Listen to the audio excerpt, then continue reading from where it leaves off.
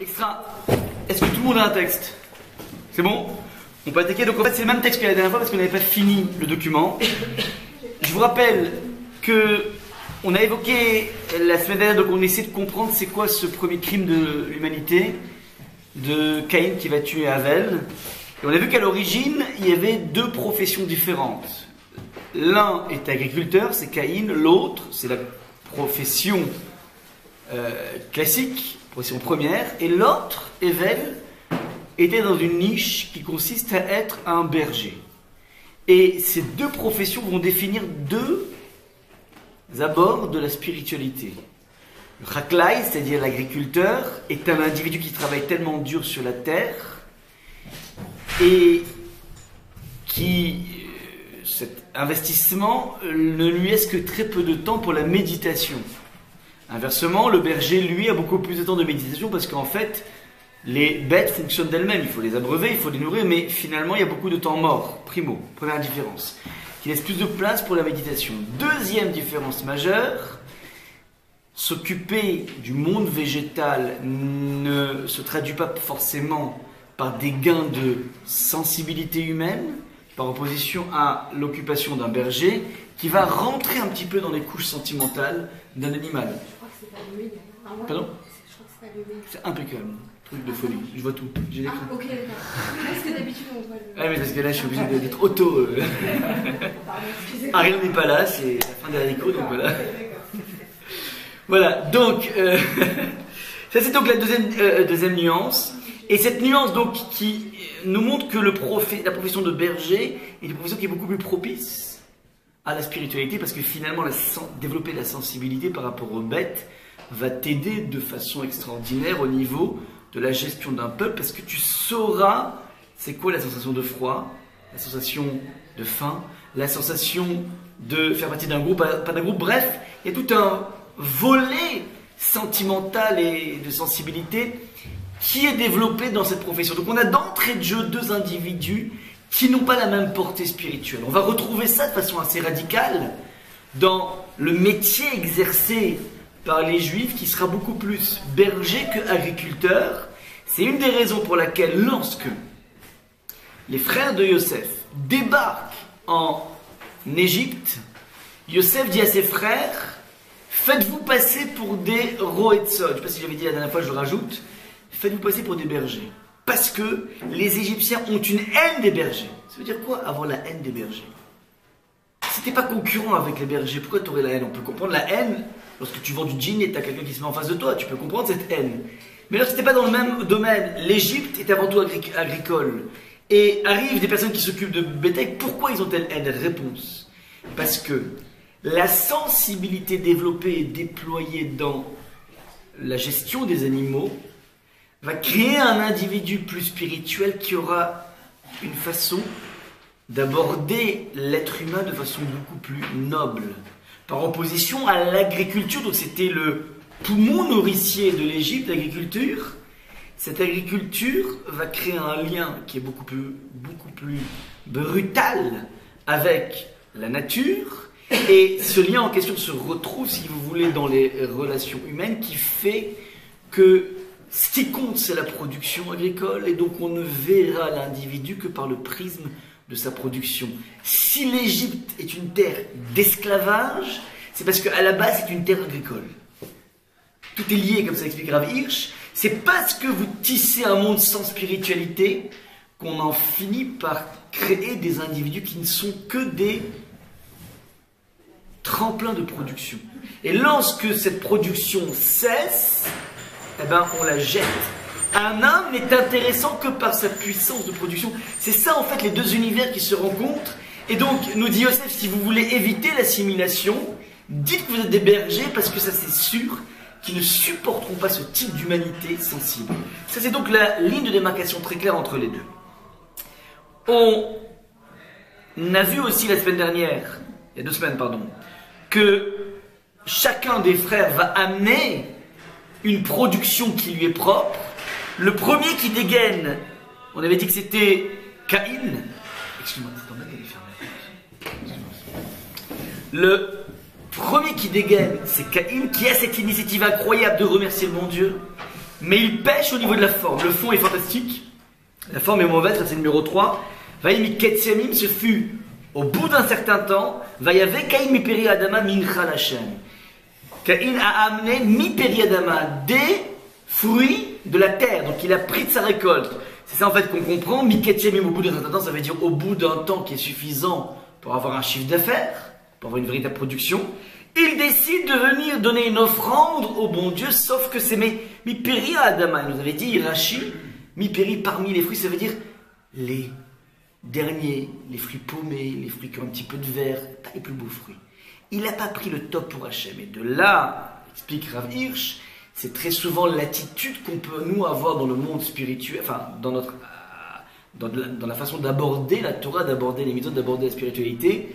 On est prêt à faire des efforts pour le bon Dieu, mais on ne mettra pas le max. Ouais, je suis prêt à te laisser un temps Hachem pour toi, mais qui attend qui de toutes les façons n'est pas productif pour moi. Ouais, cette façon de... Bon, alors, il me reste des choses de DG, tiens, on va les donner à la synagogue. Ouais, je suis pas prêt à donner quelque chose de... le top. Je suis prêt à donner quelque chose de toute façon, je vais jeter. Ça, c'est un petit peu ce que veut dire ici Riche. Il y a un problème au niveau de la forme, il n'a pas donné le top, on avait expliqué à l'époque de Rav Forman. Il ne veut pas donner le top parce que s'il montre trop au bon Dieu qu'il dépend trop de lui, il a peur que cette dépendance va finir, que Hachem ne fera plus son boulot, on va dire comme ça. Donc ça c'est ce qui se trame au niveau de l'attitude de Caïn. Evel, nous dit le texte, c'est là qu'on était resté. Ve'evel, evi gam'u mi bechorot sono. Evel, verset numéro 4, offrit gam'u, lui aussi, mi bechorot sono, des produits, comment dire, de sono, de son bétail. Mi bechorot, bechor veut dire les premiers. Le Bechor, c'est le premier, donc les premiers-nés de son bétail, il les a ouverts, ou Mechelveen, ainsi que de leurs parties grasses, donc il est allé chercher les parties les plus nobles, les plus riches. Et le dit le texte, Vaïcha Hashem el Hevel ve'el Minchato. Hashem va se tourner vers Hevel ve'el Minchato, vers Hevel et vers son offrande. Qu'est-ce qui apparaît ici dans ce verset? À vous de jouer maintenant. Je crois qu'on n'avait pas fait le verset numéro 4. Nathanaël, tu te rappelles? On n'avait pas posé les questions sur le verset numéro 4. Et 2 semaines, ouais. C'est un peu loin? Ouais. Bon. Si ça t'a pas loin, ça veut dire qu'on a au moins besoin de faire une révision. En tout cas, je crois qu'on l'a pas fait. Donc je répète. Evel et Vigamou. Et Evel, lui aussi, a amené Mibérorot parmi les premiers-nés de son bétail, ou Mechelveen et de leur graisse. Vaïcha Hashem el Hevel ve'el Minchato. Hashem va agréer, va se tourner en tout cas, vers Evel et vers Minchato et vers son offrande. Qu'est-ce qu'on peut voir ici de bizarre? De remarques, enfin, allez-y, à vous de jouer. Gamou, c'est un peu bizarre de dire lui aussi, alors ça veut dire qu'on fait quand même un parallèle par rapport à l'offrande de Caïn. De Caïn, ouais. Donc comme si c'était pareil en fait. Alors plus elle est meilleure, enfin elle est plus significative son offrande. Ok, j'entends. Donc ce parallèle n'est pas très heureux, soit qu'on peut répondre dans la démarche. Mais ça non plus c'est pas très heureux parce que c'est pas lui qui a l'initiative. Donc le gamou il gêne, très juste. On verra que veut dire le gamou lui aussi.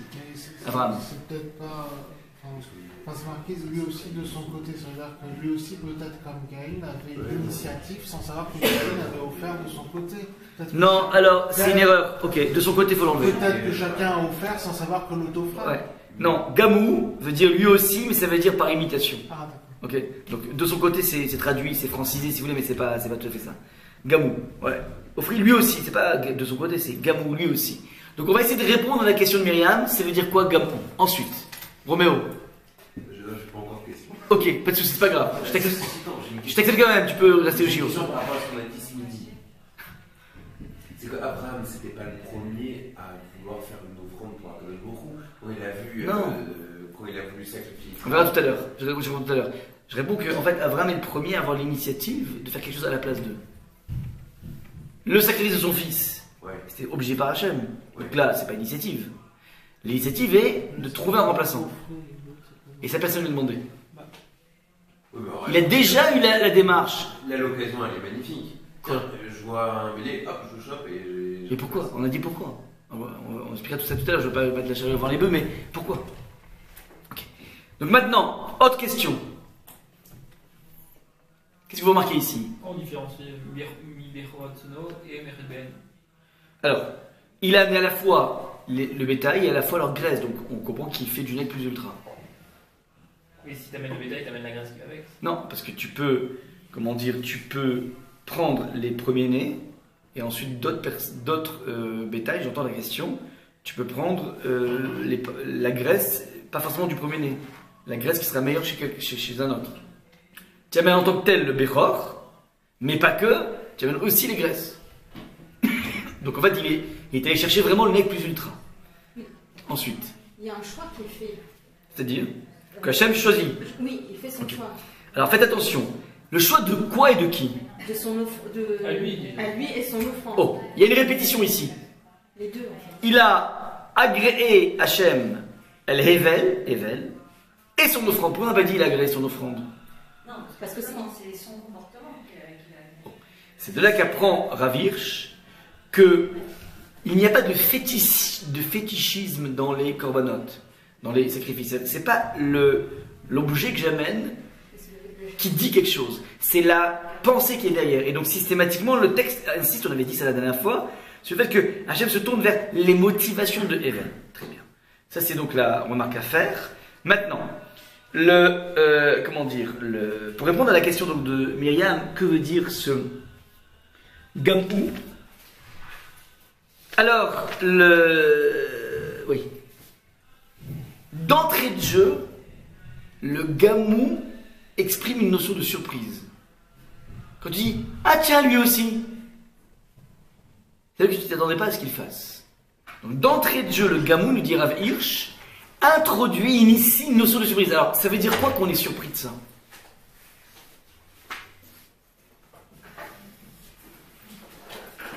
Pourquoi on devrait être surpris de l'attitude de Hevel? Gamou indique une surprise. Ah tiens, t'es là toi aussi? C'est le genre, toi tu es là. Qu'est-ce que tu fous là? Ouais. Donc, à votre avis, pourquoi le texte veut nous signifier que c'est surprenant qu'il fasse ça? C'est logique, si c'est pas le premier-né, il suit ce que son père a fait. Extra. Ça nous met en exergue ici le rôle du premier-né. Le rôle du premier-né n'est pas simplement de prendre double héritage, tu prends double héritage, tout simplement parce qu'en fait, il est censé représenter la famille sur tous les points de vue. Donc, le gamou indique une surprise, ça veut dire que normalement, l'idée du korban a été initiée par ton frère, et ça devrait suffire pour être l'ambassadeur de la famille, le représentant de la famille.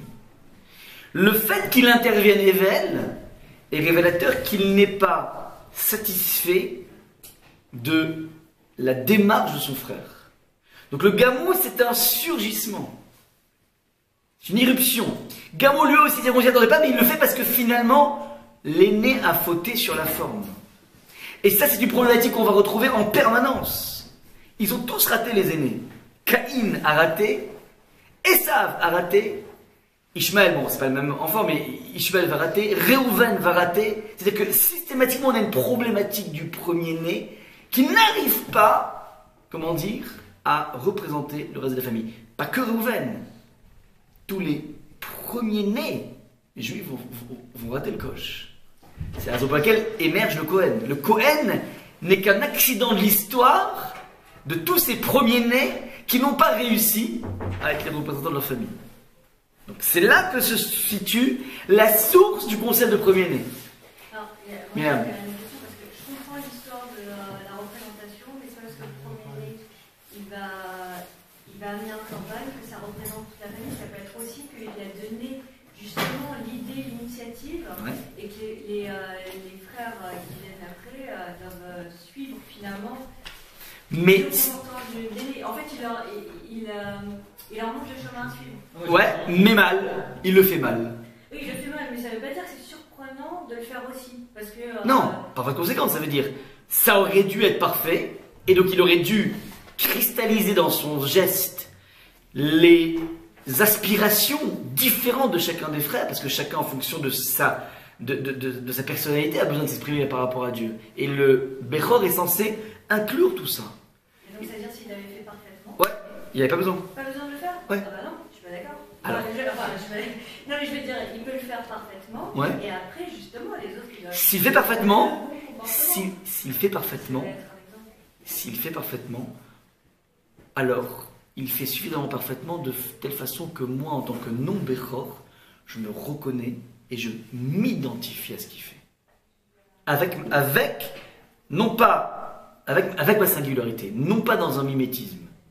S'il le fait avec suffisamment d'intensité, et c'est ce qu'on va retrouver chez le Kohen va être celui qui va, par son acte, amener la capara à tout le monde. Mais comment tu peux amener la capara à tout le monde, le kippour à tout le monde, donc l'expiation à tout le monde? Mais tu as des dizaines de fautes différentes et des singularités. Non, lui, il doit inclure, c'est pas juste une sorte de folklore, il doit inclure dans ce qu'il fait, se sentir le représentant de tous les juifs. Donc si on fait le parallèle aujourd'hui entre le Corban et la Tfila, ouais. Si l'aîné dans une famille faisait ça parfaitement en représentant tous les enfants de la famille, ouais. On n'aurait même pas besoin de faire la Tfila. Non, sauf que la Tfila est plus que le Corban. Ouais. Sauf que la Tfila, c'est le Corban. Non, c'est aussi, c'est pas que. Non, c'est pas objectif, c'est aussi, c'est pas que. La Tfila, elle dépasse le Corban. Nous, le vide laissé par les Corbanotes est suppléé par la Tfila, mais la Tfila est plus que ça. La Tfila existait à l'époque des Corbanotes. La Tfila existait donc. La Tfila est un ensemble plus grand que les Corbanotes. D'accord? Donc, on essaie, nous, de retrouver ce dialogue avec Hachem par le biais de la Tfila que nous avions à l'époque où nous aimions Corban. Et puisque tu parles de Corban, quand tu regardais à la racine, Ravi, je le dis quelque part, dans Sefer Vayikra, Corban vient de Karov. Corban, c'est un sacrifice. Et de Karov, c'est quoi Karov? Proche. C'est quoi proche? C'est-à-dire qu'il est proche de moi, c'est-à-dire que je m'identifie à lui. Lorsque on verse le sang, c'est mon sang qu'on est en train de verser, c'est-à-dire que je vis la chose comme si c'était moi. Les gens palpitaient quand ils aiment bien Corban. Ouais, c'est une véritable identification à ce qui se passe. Et lorsque le Kohen posait ses mains sur la tête du Corban, en appuyant, ça veut dire on vient nous s'imaginer, essayer de dompter un peu plus notre dimension matérielle. Cette façon de, c'est la smicha, le dit de smicha, c'est-à-dire de poser les mains et d'appuyer dessus. Donc il y a toute une identification. Et les Juifs vivaient avec ça, ouais, vivaient avec cette vibration. Ça, c'est donc ce qui se trame ici au niveau de Miberot Sono ou Michelvien. Donc lui vient prendre une place, ouais, prendre une place qui est une place qui n'a pas été suffisamment prise par le premier aîné de l'histoire, mais c'est une histoire qui va se répéter en permanence. Je dis Esav, Réhouven, et pas que, ouais, même Yehuda par rapport à Yosef. Et dans la suite, on va voir que les Bechorot, donc tous les premiers-nés, vont pécher par rapport à ça. C'est bon jusque-là ou pas? Donc là, on a réussi à essayer d'attraper le verset numéro 4. J'ai pas fini.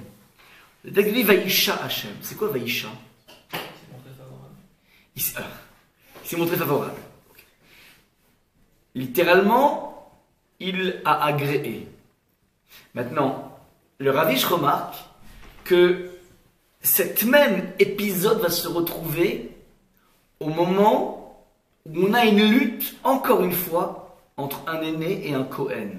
À quel moment il va y avoir cette même choix qui est fait par Hachem? Qui se rappelle? Ça peut pas être un problème de conflit entre Moshe et Korach. Il y a un conflit politique entre Moshe et Korach. Et au bout d'un moment, il y avait toute une assemblée de Korach qui revendiquait le droit d'aîné pour lui faire le service, alors qu'on avait nommé quelqu'un qui était plus jeune que lui. Donc il y a encore un conflit entre le frère aîné et le frère cadet, enfin le cousin cadet, on va dire. Et là, le texte de la Torah nous dit Al tefen el michatam. Aaron prie à Hachem en disant Al tefen. Ne te tourne pas vers leur mincha. Alors faites attention. Ici, on dit que Vaïcha, Hachem, il s'est tourné. Et là-bas, on utilise un autre terme, liot poné, poné et là. C'est quoi l'ifnot? L'ifnot, c'est se tourner vers. Donc, on a ici deux synonymes. Vaïcha, c'est se tourner. Ve'al tefen el michatam, ne te tourne pas. Quelle est la nuance, le dit Ravish, entre l'ifnot? Vous savez, c'est quoi l'ifnot? Ani poné elecha, en hébreu, on dit. Je m'adresse à toi. Panim, c'est-à-dire, je te montre ma tête. M'adresser, c'est ani poné elecha. Et Vaïcha, quelle est la nuance entre Vaïcha et l'ifnot? Explique Rav Hirsch que l'ifnot, c'est lorsque tout mon corps est engagé. Ça veut dire que je me tourne entièrement vers toi. Par contre, Sha'a, Vaïcha, c'est juste l'instant T. Il a momentanément, de façon éphémère, accepté Evel au détriment de Caïn. Et on retrouve cette idée d'éphémérité. Dans le terme Vaïcha, donc veut dire se tourner, mais se tourner de façon éphémère. Quelle est la racine de Vaïcha? Sha'a, c'est quoi Sha'a? C'est un morceau de temps. C'est une heure, c'est un morceau de temps. C'est-à-dire que c'est momentané, c'est circonscrit. Donc, attention, il n'y a pas une décision définitive d'Hachem, il y a juste une façon de momentanément préférer Evel à Caïn. Sous-entendu, les choses peuvent changer. C'est pas une décision définitive. On est d'accord ou pas? C'est bon? Ça, c'est donc le premier point à avoir dans ce verset numéro 4. Je continue, verset numéro 5. Ve'el Caïn, ve'el minchato lo sha'a. Donc, et vers Caïn et vers son offrande lo sha'a, il ne s'est pas tourné. Ouais. Ça, c'est donc la symétrie du verset qui précède. Et vous voyez encore une fois, ça veut dire, il n'a pas agréé, c'est pas un problème de l'objet qu'il a amené. C'est de la kavana, c'est de l'intention, c'est-à-dire de toute la réflexion et les sentiments avec lesquels il a accompagné son objet, cette offrande. Donc ça n'a pas été agréé, ça veut dire qu'il y a quelque chose qui se trame à l'intérieur de la pensée de Caïn qui n'est pas bien. Comment? Alors on avait expliqué d'après Rav Forman que c'est une peur de trop révéler à l'autre à quel point il est nécessaire pour moi. Dans l'économie de deux associés, on avait donné cet exemple. Imaginons qu'il y ait le génie du marketing qui s'associe avec le génie de l'invention informatique. Ils peuvent à eux deux créer un truc exceptionnel. Mais arrive un moment où tu te demandes, mais finalement, c'est qui le boss? L'ingénieur, il dit, mais c'est moi le génie qui invente tout. Et le marketing se dit, ok, c'est un génie fou, mon associé, mais sans la puissance de pénétration du marché, le marketing, toute la dimension financière, ce serait un savant fou dans un CNRS, je ne sais où. Ouais. La réussite d'Apple, c'était à la fois une puissance de marketing et à la fois une puissance d'invention. C'est ce qui se passe entre Steve Jobs et Wozniak. Ce sont deux personnes maintenant. Qui est le boss vraiment? Qui est le boss? Qui est le boss? Et position à deux. Chacun doit prendre conscience que sans l'autre, je ne serai rien. Ouais, l'association entre Jobs et Wozniak n'est pas la même que l'association entre Jobs et sa secrétaire. Parce que les secrétaires, elles sont interchangeables. Mais les génies du marketing ou de l'invention ne sont pas interchangeables, puisqu'ils sont géniaux. Donc en fin de compte, dans une association constructive, chacun est ultra nécessaire pour l'autre. Arrive le moment où on va faire un gala. On a créé une association ensemble, on fait un gala. Et pour ce gala, j'ai décidé de te faire un cadeau. Je suis associé avec toi. Si je te dis à quel point tu es essentiel pour moi, alors, en tout cas, si j'ai besoin d'exprimer ça, cette reconnaissance, que sans toi je ne ferais rien, évidemment, le cadeau que je ferai, il sera en fonction. Mais si j'ai peur de te dévoiler à quel point tu es essentiel pour moi, alors je vais essayer de te donner un cadeau qui ne traduira pas ce sentiment que j'ai à l'intérieur de moi. Pourquoi? Parce que j'ai peur que tu te rends compte à quel point je suis dépendant de toi, et donc tu risques d'en profiter. Et ceci, dans toutes les relations humaines, c'est comme ça. On a du mal à s'investir jusqu'au bout, parce que tu as peur, comment dire, d'aller jusqu'au bout. Un homme et une femme, eh ben, on donne tout. On donne tout. Avec un respect, mais on donne tout. Salut. D'accord? C'est ça en fait ce qui se passe ici. Et donc, en fonction du cadeau que tu fais, il dévoilera, et c'est ce qui se passe chez Caïn. Caïn, il dit à Hachem, voilà, je te fais un cadeau parce qu'il faut faire un cadeau, parce que sinon c'est la chouma de pas faire un cadeau. Mais juste un cadeau qui s'appelle maintiens ce mécanisme magnifique de la photosynthèse, du fait que je plante des graines et tout fonctionne, et j'arrose et tout marche. Ouais. Mais si je commence à dévoiler dans mon cadeau en mettant le top de ma récolte, à quel point je suis dépendant de toi, je suis un serviteur de toi, alors j'ai peur d'être interchangeable. Je veux garder une zone d'autonomie. Ça, c'est ce qui se trame dans la psychologie de Caïn. D'accord? Maintenant, regardez. On continue vers Caïn, vers Milchato lo sha'a, vaïchar le Caïn me'od, vaïpelu panam, nous dit le texte. Vaïchar le Caïn me'od. Caïn, on a eu un gros chagrin. Vaïpelu panam, littéralement, sa face est tombée. À vous de jouer, qu'est-ce qu'on remarque ici? Quelles sont les questions à poser? Ça qui est.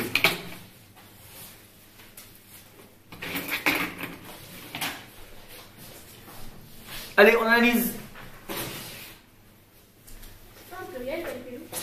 Alors, Vaïpelou sont tombés, très bien, très juste. Panav s'efface ou s'efface. Très bien, j'entends. Ensuite, j'ai pas de réponse là-dessus. Tu m'as collé. Je comprends pas la traduction française. Pourquoi es-tu chagrin? Non. Non, c'est après ça. Ah, d'accord, C'est numéro 5. Ne saute pas les versets. Ouais.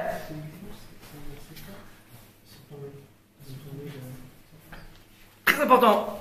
Qu'est-ce qui est dit? Pourquoi il n'a pas accepté son offrande alors que quand même il a fait l'effort de lui apporter? Ok. Même Alors, si elle n'était pas au top. Ouais. Alors d'abord, ouais. Premier point. Alors, 2 secondes. Premier point par rapport à ta question. Le texte ne nous dit pas qu'il l'a refusé éternellement. C'est chat, c'est éphémère ce refus. Donc c'est peut-être pour Hachem une façon d'éduquer Caïn à mettre un peu plus la patate. Et deuxième chose, si on dit qu'il n'a pour l'instant pas agréé, ça veut dire que c'est pas une façon de toi oui, toi non. Ouais, c'est pas Evel ok et toi non. Parce que ça on entend l'aspect définitif. Et ça manque cruellement de pédagogie, de François Dolto si vous voulez.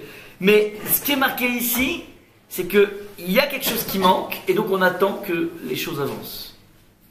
Maintenant, tu as posé une question, UL. C'est quoi le. Non, si on dit que les chagrinés, c'est évident que ça fait un visage. Enfin, c'est pas une répétition de dire que son visage. Joli. Merci, Joël. Il dit il y a une répétition et c'est parce que si tu dis qu'il est chagriné, enfin, il peut nous pas avoir évidemment, il est abattu. Parce que chagriné, c'est abattu. Donc, alors, ça prouve. La déception. Mais non, c'est peut-être que c'est pour montrer que d'abord que Caïn était chagriné parce que c'était intérieurement et son visage aussi était chagriné extérieurement. Ah, joli, magnifique Abraham. Alors regardez, Ravir, je vais exactement dans ce sens, il dit la chose suivante. Vaïchar le Caïn me'od. Vaïchar vient. C'est quoi Vaïchar? Souffert. Alors, comment? Ça, c'est énervé. Non.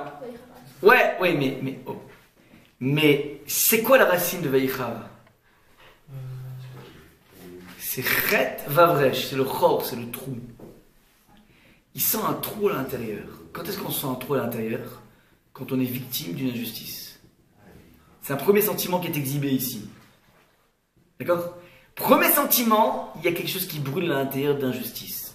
Deuxième sentiment, c'est pas que l'expression de cette injustice. Vaïpel, c'est quoi? Vaïpol, c'est-à-dire tomber. C'est quoi la chute? Il dit le Ravir, c'est comme le Nefel. Nefel, c'est un. On appelle ça un avorton lorsqu'il y a une fausse couche. On appelle ça un avorton, je sais pas comment on appelle ça. Ouais. Comment? Non. Lorsque, comment dire, il y a une fausse couche. Comment on appelle le placentin qui sort? Un avorton peut-être, je crois que, peu importe. C'est-à-dire, lorsque d'un coup les choses se désagrègent. C'est-à-dire que, premier des sentiments, c'est un sentiment d'injustice qui fait un trou à l'intérieur. Deuxième sentiment, ça tombe, ça veut dire je ne vois pas d'horizon. C'est une sorte de désespoir. Il y a sentiment d'injustice chez Caïn, et deuxième chose, sentiment de désespoir et plus d'espoir. Ça, ce sont les deux sensations, sentiments que viennent nous dévoiler le verset. On est bon jusque-là ou pas? Verset numéro 6. Vayomer Hachem El Caïn. Roméo. Juste 3 secondes, mais de manière un peu pédagogique. Ouais. De ce que je comprends de l'éducation des enfants. Ouais. Au départ, les parents vont vouloir inciter l'enfant à bien faire. Donc il y a un système un peu de récompense qui vient se mettre en place. Ouais. Malheureusement, l'enfant ne va grandir au départ que comme ça. Ouais. Par cette notion de récompense, etc. Mais, donc je vais dire ça, c'est la vision humaine de l'éducation, même si on peut tenter de s'en extraire après. Ouais. Mais le rapport à Hachem n'est pas du tout celui-ci. Donc, quand la dernière fois de mémoire m'avait dit que justement il fallait sortir de ce côté, avoir de cette vision restreinte du lien avec Hachem, de dire je fais et tu me donnes derrière. Ce côté un peu fiscal de. Ouais. Alors. Relation de donnant-donnant, quoi. Alors, Pour reprendre un peu vos mots, ici, c'est ce qu'on voit en filigrane. C'est que Caïn, quelque part, il n'arrive peut-être pas à dépasser, c'est-à-dire il donne, mais il n'est pas agréé, donc lui, il voit, il trouve que c'est injuste, Ouais. il y a une notion de désespoir, Ouais. alors que peut-être que justement, il n'arrive pas à aller au-delà, c'est-à-dire qu'il reste au stade 1. Ok, alors on va voir comment Hachem va gérer la pédagogie. D'accord, Ouais. J'entends, on va voir comment Hachem va gérer ce cas d'école de pédagogie. Extra. Le texte verset numéro 6 nous dit la chose suivante. Vayomer Hachem el Caïn. Hachem s'adresse à Caïn et lui dit, pardon, verset numéro 7, excusez-moi. Donc, il a posé la question, t'as pas, sous-entendu, il n'y a pas d'injustice. Il dit, pourquoi tu as un trône à l'intérieur? Donc, pourquoi tu sens une injustice? Deuxième chose, Velaman aflupanecha. Pourquoi tu désespères? Pourquoi tu es rentré dans une déprime? Ouais.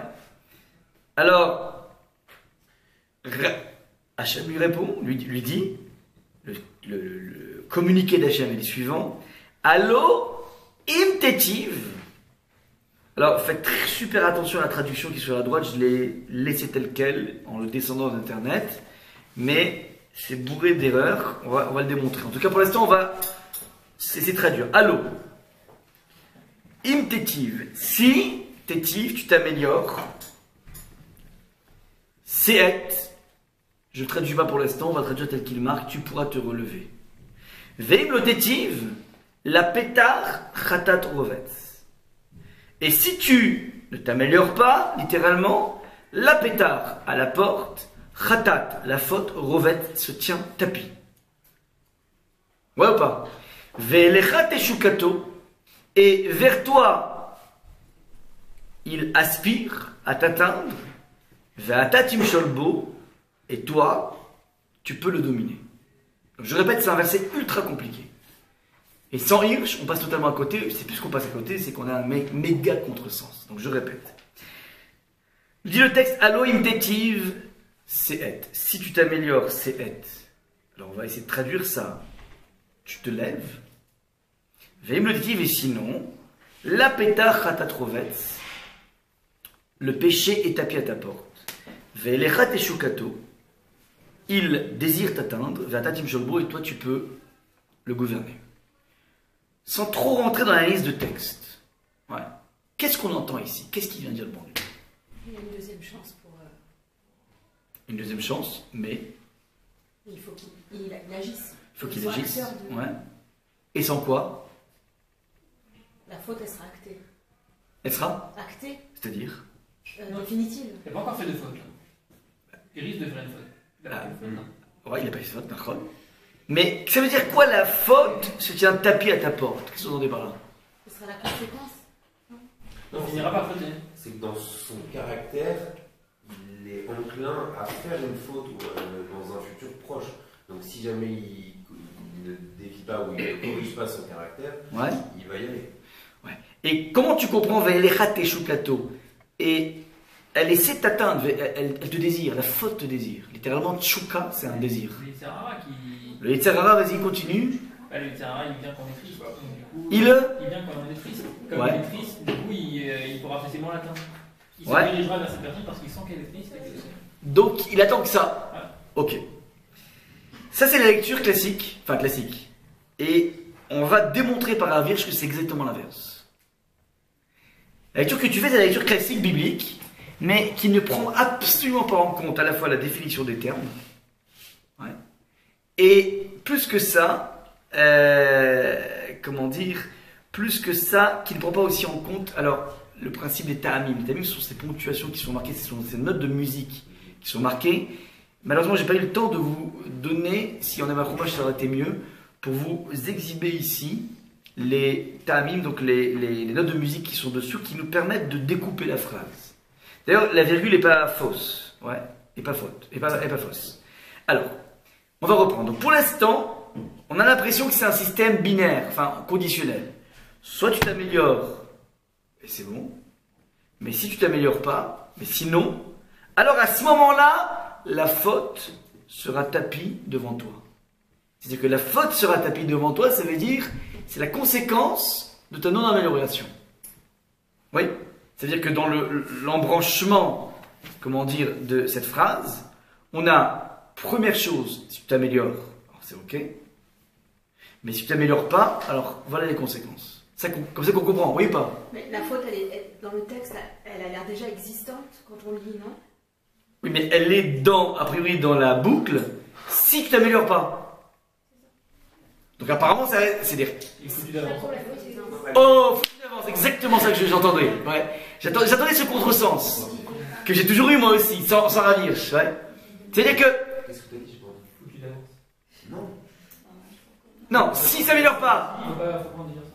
C'est ça, ouais. Alors. Oui, parce que dans ce cas-là, c'est-à-dire qu'on l'a pas dit en arbitre et que tout est. Non, ça veut dire que comment Mais dire. la faute, elle est inscrite avec un potentiel, c'est tout. Oui, non, mais ça veut dire, mais elle attend que ça. Elle attend que ça. On a une force antagoniste qui n'attend que ça. Vas-y, on Pourquoi la boucle, elle n'est pas sur les deux? Oh! Alors, pour donner, elle demande, mais est-ce qu'on pourrait pas, avec une petite déformation mathématique, est-ce qu'on pourrait pas mettre les pétards Khatadrovet en facteur, comme on dit en maths, ouais? C'est-à-dire que quoi?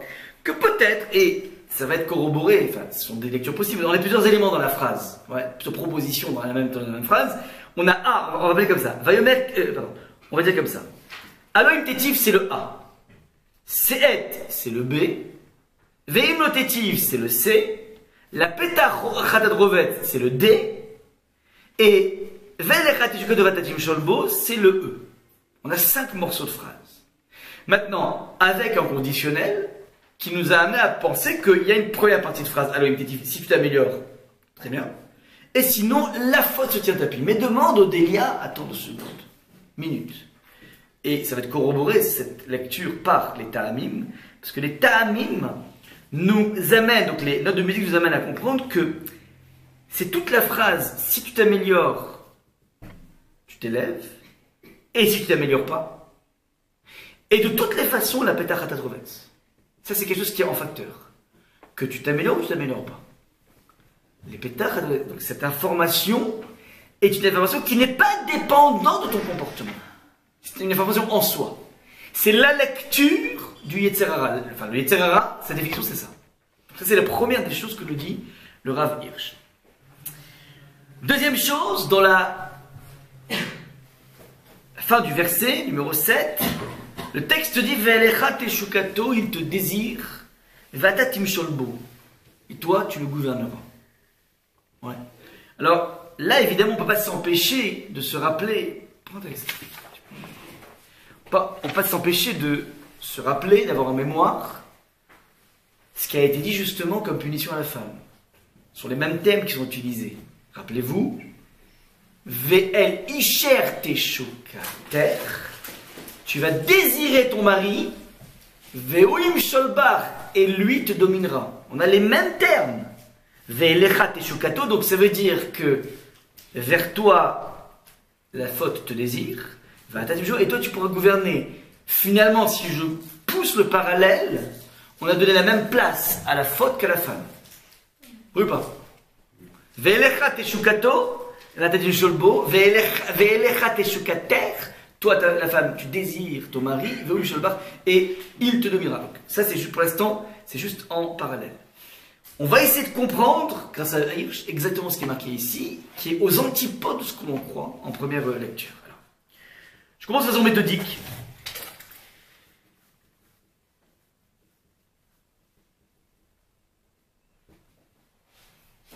La clé de ce verset, c'est de comprendre le terme se'et.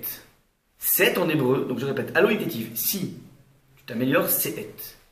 Se'et en hébreu se retrouve dans le reproche que fait Yaakov à Réhouven sur son lit de mort. Vous savez que Réhouven, il n'est pas allé jusqu'au bout dans son rôle d'aîné puisqu'il a sauvé de la mort Yosef, mais il n'a pas ramené à son papa. Il était à mi-chemin.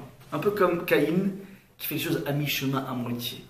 Ouais, et après, il se mord le doigt parce que quand il voit la peine de son père, il dit « Mais je suis débile, j'aurais dû directement le ramener à papa. Ouais, j'aurais pas dû m'arrêter à mi-chemin. » Et lorsque Yaakov va bénir Réhouven, il dit « Yeter se'et ». Même terme, Yeter se'et. Tu as un supplément de grandeur. Se'et, c'est la grandeur.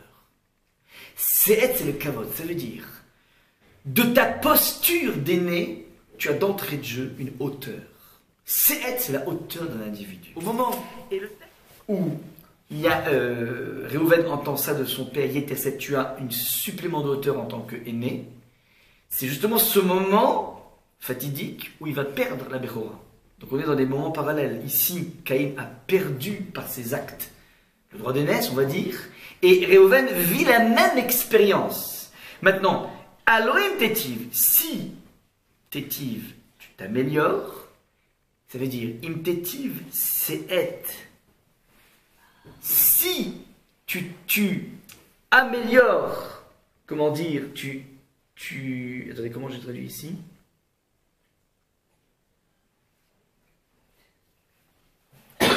Alors, Tétiv, si tu améliores ta grandeur, c'est ta grandeur, ta hauteur. Et si tu l'améliores pas, tout dépend de toi.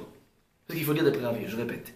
Alors, Tétiv, si tu t'améliores, tu améliores ta grandeur, tu améliores ta hauteur, tu entérines ta grandeur, et si tu l'améliores pas, tout est dépendant de toi. C'est ça qu'il faudrait rajouter, pas rajouter. En tout cas, le texte dit voilà.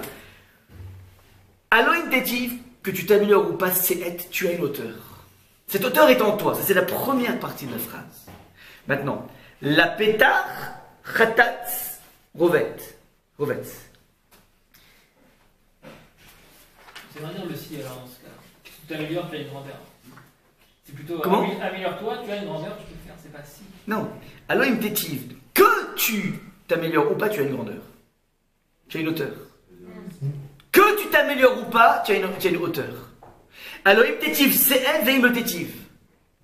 Que tu aies que tu t'améliores ou pas, tu as d'entrée de jeu ce potentiel. Maintenant, la pétar khatatrovet, ce qu'on a traduit comme étant la faute se tient tapis devant la porte. Dire à Virch, le contresens serait de croire que la faute est comme une sorte de fauve qui attend pour attraper sa proie. Et il démontre à Virch que rovetz en hébreu indique toujours l'état d'un animal qui est dans la plus grande des tranquillités. C'est pas un fauve est toujours sur le sur le qui-vive pour essayer d'attraper sa proie. Rovetz, on parle des vaches, elles sont rovetzot. Elles pèsent, vous en dites Pêtre. Donc elles pèsent. Elles pèsent in peace, ouais, en paix. Ouais, ça marche. Donc elles sont tranquillement. Donc lorsqu'on dit que la faute, elle est tapis, elle n'est pas tapis pour attaquer comme un fauve, elle est tranquillement en train de paître. La pétard à la porte, la faute se tient à la porte. Ça veut dire quoi la porte? Non. Comment? À la porte d'entrée, ça veut dire quoi la porte d'entrée? Juste à côté. Au seuil. Ça veut dire elle n'est pas dedans. Non, mais elle n'est pas rentrée. Elle ne rentre que si tu ouvres la porte. Faites attention, on est en train de parler du Yetzer Hara là maintenant. Il est là, paisiblement ici, et il ne pénétrera ton monde que si tu veux bien lui ouvrir ta porte. Ve'elecha teshukato, nous dit le texte. Et vers toi, il a un désir. Alors on pourrait envisager ici le désir de me faire fauter. Ouais, c'est-à-dire cette dimension du fauve, mais nous démontre à Virch que partout la tchouka indique non pas un désir qui est lié à une haine, mais un désir qui est lié à un amour. Ouais, le fauve a un désir qui est lié à une volonté d'être le prédateur qu'il est. Enfin, on ne peut pas le juger, le fauve, il est comme ça. Mais la tchouka, dans la Torah, dans tout le Tanakh, dans tout le canon biblique, indique toujours l'idée d'un désir ardent. On dit dans le Shir HaShirim, Ani les dodi, comment il dit Ani les dodi? Non, mais il y a Ani le dit, ve alai teshukato. Ani le dit, je suis les dodi pour mon bien-aimé, ve alai et sur moi teshukato, son désir vient. On parle ici d'une relation totalement amoureuse. Il ne s'agit pas ici d'une recherche de guerre. C'est lorsqu'il y a un tissu d'amour, alors à partir de ce tissu d'amour, il y a un désir qui jaillit, il y a un désir qui est d'un dynamisme absolument extraordinaire. Donc là, ici, forcément, Ve'elecha teshukato. Et Ravi, je prends une deuxième appui par rapport au verset 10 versets avant. Lorsque l'on dit sur la femme,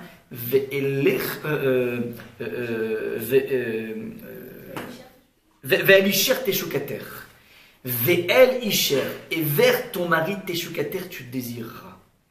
Ce que tu désireras, on ne parle pas ici d'un fauve qui va essayer en permanence de créer la guerre à l'intérieur du foyer. La tchouka de la femme, évidemment, n'est pas liée à cette volonté de créer un conflit avec son mari. Elle tchouka, ça veut dire, nous dire Rav Hirsch, c'est lorsque une épouse aime son mari, elle a un désir qu'on avait expliqué par Rav Forman de surplus, elle a trop à donner. Rav Forman ou bien Rav Hirsch, je vais dire de façon encore plus, de façon différente, on va dire. Elle a un amour à l'intérieur d'elle qui l'amène à désirer rentrer dans une dynamique de projet avec son mari. Ve'uim sholbar, dans le texte, et il te dominera, c'est pas au sens domination du terme, nous dit Rav Hirsch. Moshel en hébreu n'a rien à voir avec Kovesh. Kovesh, c'est une personne qui va conquérir, c'est pas un conquéreur. On n'est pas dans le monde de la conquête. Moshel est celui qui projette une image. Le machel, c'est une parabole. Moshel, c'est-à-dire, à partir d'un socle d'amour, elle désire se laisser coacher par son mari. Le mamshala, dans le vocable de la Torah, c'est une notion de coach. Il y a une notion de double coaching à l'intérieur d'un couple. Et la dynamique est la suivante, à partir d'un tissu d'amour, elle accepte et elle désire même épouser ce projet qui doit être distillé en général par la dimension masculine. Un homme, lorsqu'il se marie, il doit exhiber à son épouse, en tout cas, lorsqu'on voit un homme, il faut qu'il ait un projet clair de vie. Ouais. Et de cette façon, lorsque l'amour se met en place, alors il y a en même temps une volonté de se fondre avec ce projet. Ça va être la dynamique de tchouka, c'est-à-dire le désir ardent. Et ce désir ardent, par rapport à un projet, un but, qui va donner au mari une position de coach, et non pas de gouvernance. C'est donc la nuance entre Liot Moshel et Liot Kovesh. Kovesh, c'est la vraie conquête au niveau de dictature, et Moshel, c'est celui qui va donner un sens. Ouais. D'ailleurs, le machal, c'est la parabole, ouais, machal et mad d'avoir donné, ce sont des éléments d'une histoire d'un roi et d'une reine qui ne nous dit rien sur le roi et la reine, qui n'a d'impact que par rapport au sens sous-jacent. Ça va être le machal. Le machal, en fait, c'est une direction, c'est un sens. Mais c'est pareil. Ve'oim bishol. Alors, pour l'être masculin, il a un devoir, de pouvoir créer une direction auquel son épouse désira afin de compléter son existence. Pour améliorer son existence. Oui, il était là. Non, teshuka. La racine, c'est. Je sais pas. Le baiser, peut-être, je sais pas. Nashak. Nun shin kaf. Il n'y a pas les kouf. Il n'y a pas le. Il manque le nun. Peut-être à titre de préfixe et suffixe tchouka, je sais pas. Ouais. Chak. Choc, c'est la jambe. Choc, c'est la jambe. Je sais pas si. Il faudrait voir qu'est-ce qu'il. Il n'a pas parlé sur choc lui-même, Rav Hirsch. Donc voilà un petit peu. Alors maintenant, si je transporte ce modèle de la relation homme-femme dans la relation faute et homme, puisqu'ici, on a dit que la faute jouait le rôle de l'être féminin, Elecha teshukato, on dit que la faute désire ce qu'elle désire. C'est-à-dire que la faute, elle attend qu'une seule chose, c'est de créer un obstacle à l'individu, non pas pour qu'il faillisse, mais pour qu'il surmonte. Le rôle du Yetzer Hara est marqué ici. Il a été créé pour nous créer des obstacles, pas pour qu'on trébuche, mais pour qu'on surmonte. Et si on trébuche, alors d'une certaine façon, le Yetzer Hara lui-même a perdu la partie.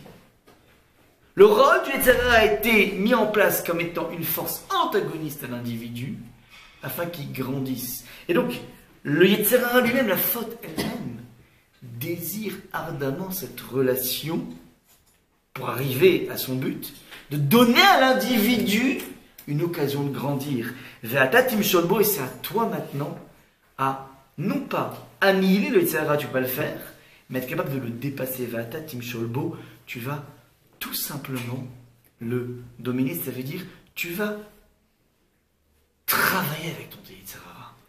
Tu vas te connaître suffisamment pour savoir quelles sont tes zones de faiblesse et avec lesquelles tu vas essayer de fonctionner et d'essayer d'avancer par rapport à ça. Je sais que j'ai telle et telle faiblesse, telle et telle tentation, telle et telle chose. Eh ben, je les prends, je ne les occulte pas et je vais essayer d'avancer avec ça, essayer d'être capable de surmonter en permanence. Je vais m'analyser comme il faut. Donc regardez un petit peu cette façon totalement géniale du Rav Hirsch de nous parler du concept de la chet, de la faute. La faute n'est pas un fauve qui attend une sorte de Satan avec une fourche, ouais, avec des oreilles rouges et des grandes dents. C'est pas ça du tout. C'est ton compagnon. La faute est ton compagnon qui est là et qui désire qu'une seule chose, c'est que tu franchis l'obstacle. Vous comprenez un petit peu l'idée ou pas? C'est que démontre ici Rav Hirsch, parce qu'il dit c'est pas possible que ici il y ait une idée de fauve qui attend pour te massacrer et qu'on transpose cette idée que la femme est comme un fauve par rapport à l'homme pour essayer de le mater. C'est pas possible. Il dit que tu casses forcément, mais il amène plein de preuves que la tuerie est toujours liée à un tissu d'amour, à une relation qui s'est mise en place, sur laquelle on greffe un désir ardent. C'est ce qui se trame ici au niveau donc de ce que dit Hachem. Hachem dit en substance à notre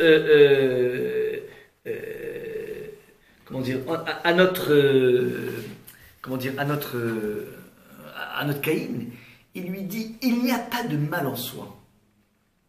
Cette tentation de la faute n'est pas quelque chose qui est mal en soi, ça dépend comment tu la canalises, comment tu la gouvernes. Ça dépend comment tu gères cette pulsion. Mais il n'y a rien de positif ou de négatif dans la vie. Tout est une question du vecteur que tu vas mettre.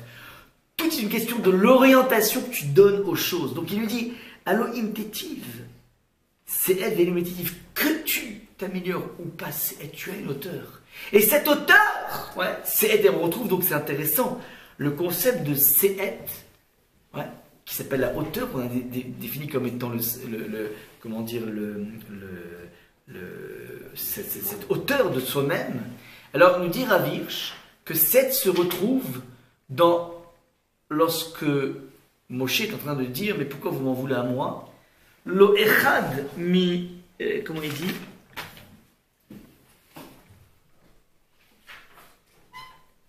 Lo chamor echad me'em nasati. Moshe dit, je comprends pas. Lo chamor echad me'em, je n'ai jamais nasati, je n'ai jamais reçu un seul chamor. C'est-à-dire, j'ai été au service du peuple, mais j'en ai pas profité pour m'en faire plein les poches. Lo echad me'em, lo chamor echad me'em nasati. Je n'ai jamais reçu. C'est quoi Nassan?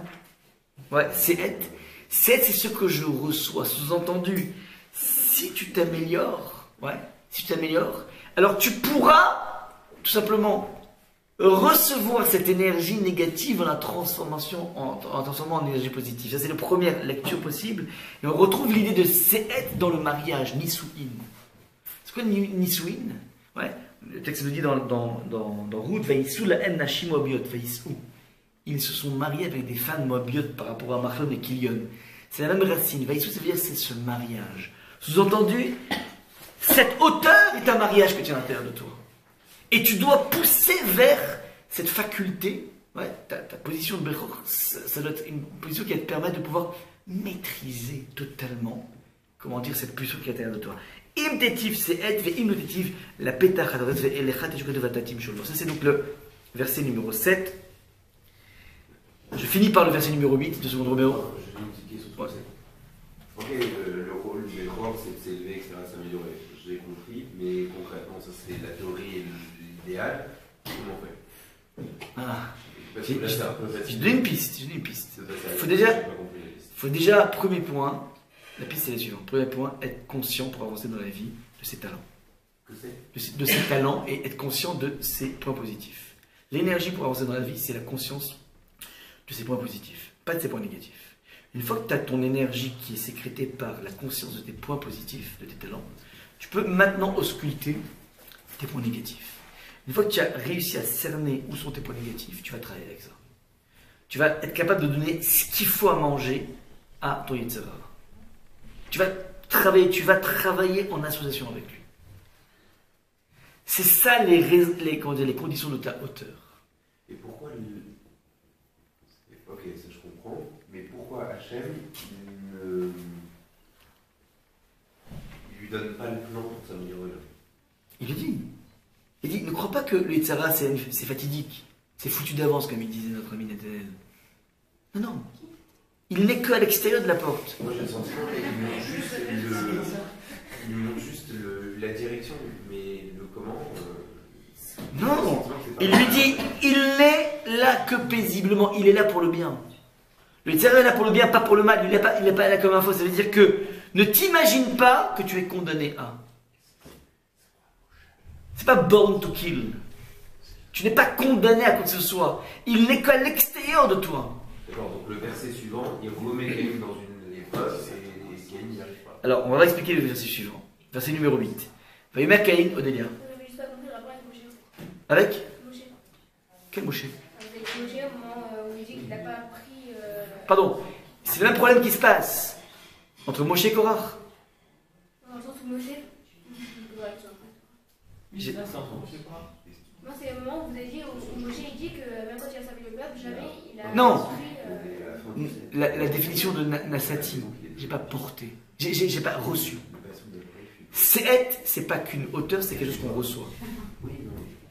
C'est ce qui veut dire, Se'et, c'est pas qu'une hauteur, c'est un autre sens possible. C'est soit le mariage, soit ce que je reçois. Ça veut dire, imtetiv Se'et, ve'imtetiv, que tu t'améliores ou pas, Se'et, tu as reçu quelque chose.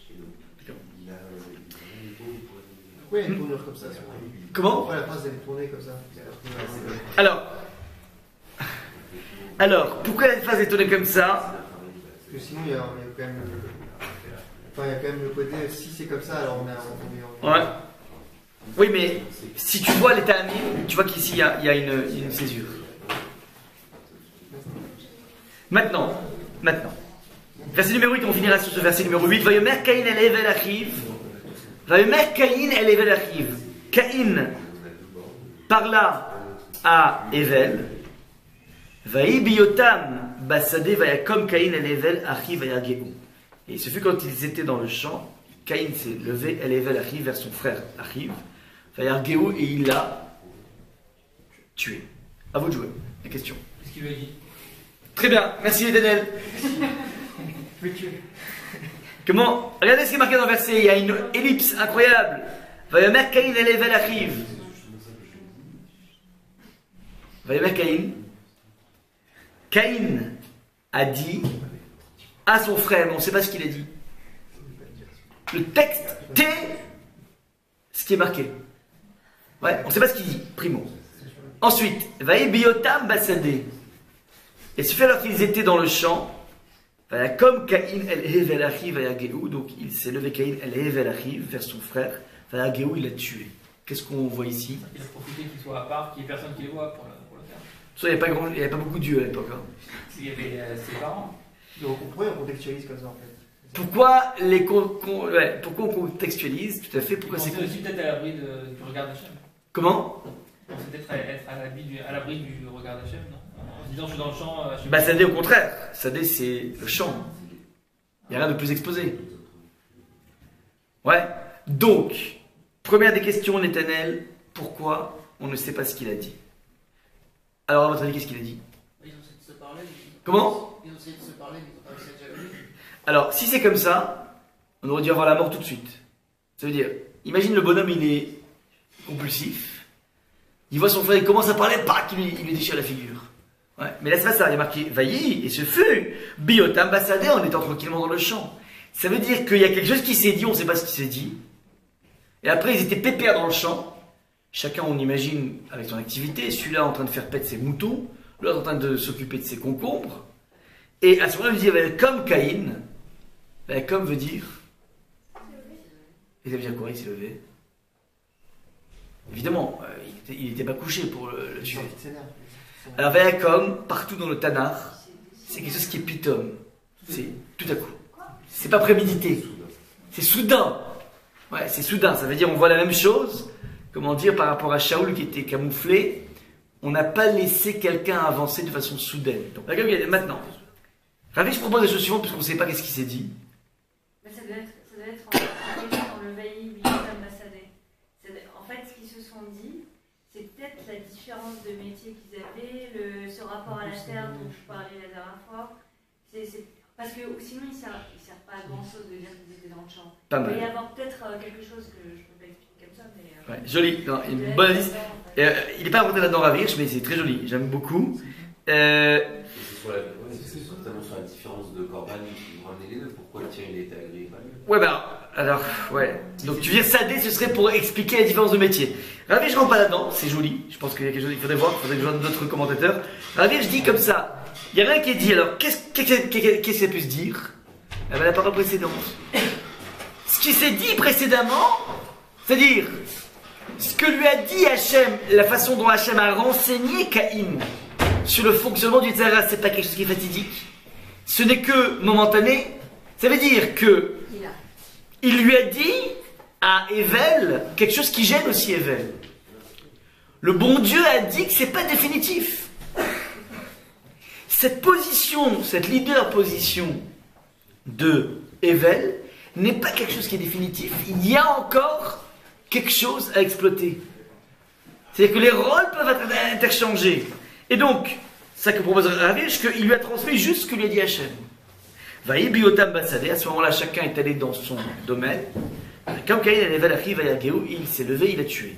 Et là, il y a quelque chose qui est complètement soudain qui se met en place. C'est cette incapacité que Caïn lui-même a à assumer le message qu'il a lui-même transmis à Evel. Il n'arrive même pas lui-même à l'assumer.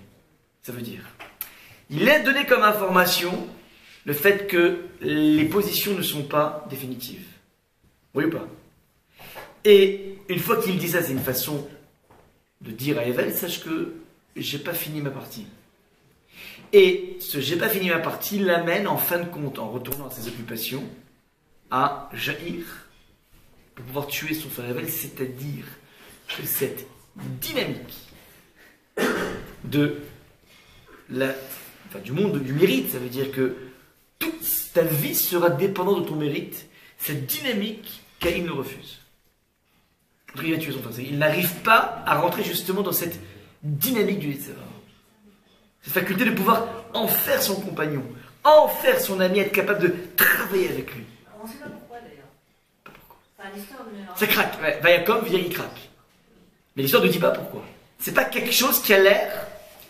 Comment dire, il y a une sorte de pulsion qui a l'air pas maîtrisée. Alors, évidemment, il est maîtrisé, c'est pas un fou. Mais apparemment, c'est un refus de cette lecture d'Akadosh Baruch Hu du Yetzirah. Apparemment, ça on est obligé de dire. C'est-à-dire qu'il annonce à Evel que les dés ne sont pas joués jusqu'au bout, la partie n'est pas gagnée, mais cette prise de conscience lui-même l'amène à craquer par rapport à ça. Je m'arrête là pour la suite.